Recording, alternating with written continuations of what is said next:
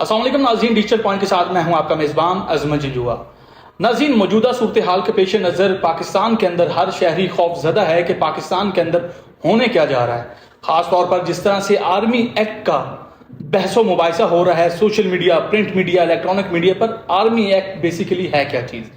اسی چیز کے پیش نظر آج میرے ساتھ اسٹوڈیو میں موجود ہیں ماہر قانون ایڈوکیٹ بلال احمد کھوکھر صاحب۔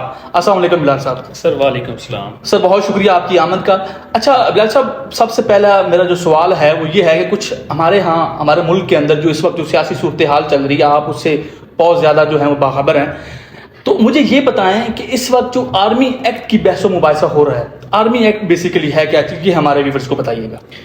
جی، سب سے پہلے تو آپ کا بہت شکریہ، آپ نے مدعو کیا، اور بقایا جو آپ کا سوال ہے وہ بہت پیچیدہ سوال ہے کہ آرمی ایکٹ کیا ہے۔ آرمی ایکٹ ہے 1952 ایکٹ، جس کی اس کو بعد میں کلازز میں تقسیم کیا گیا، اس کی کلازز، اور وہ کلازز بنائی گئی تھی 1967 میں۔ اس کلازز کا مطلب یہ تھا کہ جو بھی آرمی یعنی کہ افواج پاکستان کے جو عمارتیں ہوں گی، تنصیبات ہیں، ان کے اوپر جو حملہ کرے گا، افواج پاکستان کے اوپر جو حملہ کرے جو سویلین، تو اس کے جو ٹرائل ہوگا وہ آرمی ایکٹ کے مطابق لیا جائے گا، اور اس میں ان کا ایک اپنے آفیسرز ہوں گے جو ٹرائل کورٹ میں اس کو سزا جزا دی جائے گی، جو بھی معاملات آگے چلیں گے۔ اور وہ عام روٹین میں جو ہمارے اوپر ہے نا کہ ایف آئی آرز کروانا، فرسٹ انفارمیشن رپورٹ جسے کہا جاتا ہے، پولیس اسٹیشن میں جا کے جو ایک مدعی کرواتا ہے، وہ اس کے مطابق نہیں ہوتا۔ وہ ایک خاص ایک ایسا ٹھوس ثبوت آپ کے پاس ہوتے ہیں، شواہد ہوتے ہیں، جس کی بنیاد پہ آپ کے اوپر وہ چارج لگایا جاتا ہے، اور اس کے ساتھ ساتھ اس چارج اور ایلیگیشنز کے ساتھ ساتھ اس کو سزا دی جاتی ہے۔ یعنی کہ آرمی ایکٹ جو سارا کے سارا ہے وہ صرف اور صرف اس صورت میں لاگو ہوگا جس صورت میں آپ ان کی کسی بھی ڈسپلن کو، ان کے بنائے ہوئے قوانین کو، ان کے اوپر حملہ کریں گے جو ہمارے سویلین لوگ ہوں گے۔ تو عام جو ٹرائل کورٹس ہیں، ہمارے جو سیشن کورٹس ہیں، سول کورٹس ہیں، یا اس طرح کے جو آپ کے ضلع کچہریز میں مجسٹریٹ صاحب بیٹھتے ہیں، یا عام روٹین میں آپ دیکھ لیں جو ہائی کورٹس ہیں، جو اپلیٹ کورٹ جنہیں کہا جاتا ہے، یا سپریم کورٹس ہیں، ان میں ان کے ٹرائلز وغیرہ نہیں ہوں گے، نہ ہی وہ قانون آرمی ایکٹ ان کے اوپر لاگو ہوگا۔ مطلب یہ آرمی کا ایک اپنا سارا سیٹ اپ ہوگا، آرمی خود اس چیز کو دیکھتی ہے، آرمی خود اس چیز کو ہینڈل کرتی ہے، آرمی خود اس چیز کو دیکھتی ہے۔ یعنی کہ یہ جو ملٹری سارا ایکٹ ہے، یہ جو آرمی ایکٹ ہے، اس کے اوپر ان کا قوانین جو بھی چیزیں ہیں وہ اپنے ہی ہیں، اور اس کی یہ اس لیے ضروری تھا یا ہے کہ اس میں ہمیں یہ دیکھنا ہوگا کہ جو بیرونی قوتیں ہیں، جو عناصر ہیں، وہ ہمارے ملک میں اگر پریویل ہیں تو ان کے اوپر ہم اگر انویسٹیگیشن کرنی ہے تو جو ہمارے سویلین کی کورٹس ہیں اس میں وہ چیزیں نہیں کی جا سکتی۔ یعنی کہ اس انفارمیشن کو ہم اوپنلی نہیں کر سکتے کہ یہ ہم نے اگر سویلین کو پکڑا ہے تو اس کی جو انفارمیشن ہے وہ لیک ہوگی، یا ہم اس کو پبلک ڈاکومنٹ نہیں ہوگا۔ یہ 4 سے 5 جب اس کا چارج لگایا جاتا ہے، جو اس کو سزا دی جاتی ہے، وہ بالکل لمیٹڈ سی ہوتی ہے، جس میں صرف اور صرف سمپلی سی اس میں سزا اناؤنس کی جاتی ہے۔ پہلے نہیں تھا، اب ہے۔ اس میں یہ بھی ہے کہ اس کو ایک وکیل کرنے کا، اپنا پسند کا وکیل کرنے کا بھی موقع دیا جاتا ہے۔ اچھا، مطلب کہ یہ سویلین کو الاؤ ہے کہ وہ وکیل کروا سکتے، وہ وکیل اپنا کروا سکتے ہیں۔ ٹھیک ہو گیا۔ اچھا بلال صاحب، مجھے یہ بتائیں، اس وقت جو ایک پچھلے دنوں ایک بہت بڑا سانحہ گزرا ہے، جس میں جب عمران خان صاحب کو گرفتار کیا گیا، اس کے بعد جو ہے وہ آرمی کی تنصیبات کے اوپر ہمارے جو شہید تھے ان کے جو نشان، ان کی جو مجسمے بنائے ہوئے تھے، یا جو اس طرح کی ان کی جو چیزیں تھی اس کو توڑ پھوڑ کی گئی، ایک بہت بڑا سانحہ گزرا ہے ہمارے ملک کے اندر، تو جو کہ نہیں ہونا چاہیے تھا، وہ ہو گیا ہے۔ لیکن اب اس چیز کو مد نظر رکھتے ہوئے آپ کیا سمجھتے ہیں کہ خان صاحب کی جو سیاست ہے اس کا کیا اختتام چل رہا ہے، یا اس میں آگے کیا ہونے جا رہا ہے؟ کون سی ایسی اہم پیش رفت ہوگی آگے؟ دیکھیں، یہ آپ کے سوال کے 2 پہلو بنتے ہیں، ایک کہ پی ٹی آئی کے اختتام کا، کہ یا پی ٹی آئی سے کوئی اس طرح کے معاملات کا، ایک بات، اور دوسرا سوال جو آپ کا بہت ویلڈ اور اہم کوسچن ہے کہ جو 9 مئی کو اتنا بڑا سانحہ پیش آیا، تو اس کے اوپر ہمیں کیا کرنا چاہیے، جو کچھ ہو رہا ہے کیا ٹھیک ہو رہا ہے یہ نہیں ہو رہا۔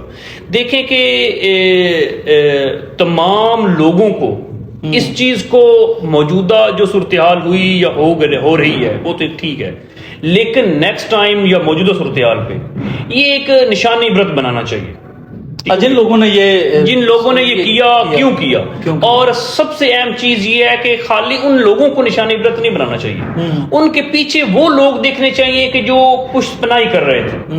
ٹھیک ہو گیا. اگر میں آپ کو کہتا ہوں کہ آپ میرے ساتھ چلیں فلاں جگہ سٹرائک کرنا ہے، تو اس کا مطلب یہ نہیں ہوگا کہ اگر آپ بلڈنگ کے اندر چلے جاتے ہیں تو وہ میری غلطی تھی یا نہیں تھی. وہ میری غلطی تھی کہ میں ہی آپ کو لے کر جا رہا تھا. سوال یہ پیدا ہوتا ہے کہ میں ہی آپ کو لے کر جا رہا ہوں نا، تو کوئی اور تھرڈ پرسن تو نہیں لے کر جا رہا. کیوں لے کر جا رہا؟ آپ کو نہیں اس چیز کا اندیشہ کہ انتشال میں اگر وہ غصے سے یا ولولے میں آ کے وہ اگر انٹر ہو جاتے ہیں بلڈنگز کے اندر، نقصان پہنچاتے ہیں، تو پھر کیا ہوگا؟ جس طرح سے نقصان پہنچایا جس طرح نقصان obviously ہوا. کور کمانڈر ہاؤس جو جناح ہاؤس ہے اس کے اندر جس طرح، اور کور کمانڈر سے آرمی کی طرف سے بڑا ایک جو ہے وہ صبر کا مظاہرہ کیا گیا اس وقت، کیونکہ ایک بہت بڑا وہ سانحہ تھا اس میں یہ تھا کہ آرمی اور عوام جو ہے وہ آپس میں آمنا سامنا نہ ہو، اس لیے آرمی نے ایک بڑا اچھا فیصلہ کیا. بہت پازیٹیو، اس میں کوئی شک نہیں ہے. لیکن یہ ہے کہ اب جتنے بھی اس میں انوالو ہیں لوگ ان کو سزا ملنی چاہیے. بالکل ایگزیکٹلی. تو اس کے لیے سزا کے لیے آرمی ایکٹ ہی بنایا جا رہا ہے. جی وہ آرمی ایکٹ تو obviously بنا ہوا ہے. اس آرمی ایکٹ کے تحت وہ یہ چاہ رہے ہیں کہ ہم یہ چیزوں کو خود دیکھیں، کیونکہ ایسا بھی ہوتا ہے نا کہ اگر ہم سویلین کورٹس میں یہ کیس چلاتے ہیں تو جو سویلین کورٹس کی اسیس ہوگی یا وہ جو انویسٹیگیشن ہوگی وہ عام پولیس کے پاس ہوگی. تو آرمی کے پاس اس لحاظ سے پاور پوائنٹ ہے کہ اس کے پاس زیادہ پاور ہے کہ وہ انویسٹیگیشن جو ہے اپنے ہائی لیول پہ کر سکتی ہے. جس وجہ سے ہمارے چیف صاحب نے بھی کور کمانڈر کی پریس کانفرنس کی جس میں انہوں نے بڑا، یہ کوئی مذاق تھوڑی تھا کہ مطلب اتنا اگر مذاق ہوتا ہم خود اس واقعے کی جو ہے وہ مذمت کرتے ہیں کیونکہ یہ جو واقعہ پیش آیا ہونا نہیں چاہیے تھا. اچھا، الیکشن کے سلسلے میں ایک بڑا بحث و مباحثہ چل رہا تھا، لیکن سپریم کورٹ آف پاکستان کی طرف سے 14 مئی کی ڈیڈ لائن دی گئی تھی، لیکن وہ ڈیٹ بھی گزر گئی. اور اس کے بعد کیا لگتا ہے کہ آپ کو الیکشن ہوں گے یا نہیں ہوں گے، یا کیا اس کا کیا بنے گا؟ دیکھیں اس میں نا سپریم کورٹ جب بھی کوئی ایک آرڈر پاس کرتی ہے یا کوئی بھی کورٹ آرڈر پاس کرتی ہے تو پھر وہ اپنے اس آرڈر کو ایگزیکیوٹ کرواتی ہے.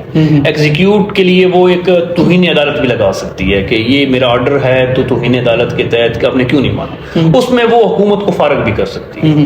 تو یہ چیز ہمیں سمجھنی بڑی ضروری یہاں پہ پوائنٹ آ رہا ہے کہ لیکن اگر سپریم کورٹ صبر کا مظاہرہ کر رہی ہے تو وہ جسٹ اور جسٹ اس پوائنٹ پہ کر رہی ہے کہ وہ یہ چاہتی ہے کہ جو موجودہ حکومت ہے، جو پی ڈی ایم ہے یا پی ٹی آئی، ان کے ساتھ مذاکرات ہو جائیں. اگر یہ دونوں ہی، کیونکہ ایشوز ان دونوں کے ہی ہیں، بالکل، اگر یہ دونوں ہی ایک پلیٹ فارم پہ آ کے ایک چیز کو ہائی لائٹ کر دیتے ہیں یا ایک ڈیڈ لائن پہ آ جاتے ہیں کہ یہ ٹھیک ہے، this is the best solution for the نا دی ہول آف پاکستان، بلکہ کرنٹ سچویشن جو چل رہی ہے تو میں کی، تو اس کا سولوشن بھی نکل آئے گا. تو مجھے لگتا ہے کہ اگر الیکشن نہیں ہوتے تو obviously کہ پھر جو الٹیمیٹم جو دوسرے حالات ہیں تو انہیں عدالت لگے گی اور حکومت جو ہے فارغ کر دی جائے گی. ٹھیک ہو گیا سر، بہت شکریہ آپ کی آمد کا، بہت شکریہ.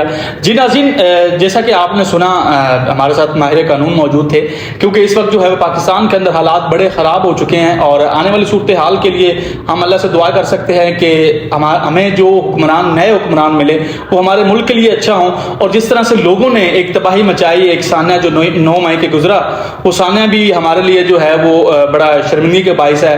ہمیں اس واقعے کی جو ہے شدید مذمت کرنی چاہیے. اللہ سے دعا ہے کہ ہمارے اس ملک کو دن دگنی اور رات چگنی ترقی دے. آمین ثم آمین.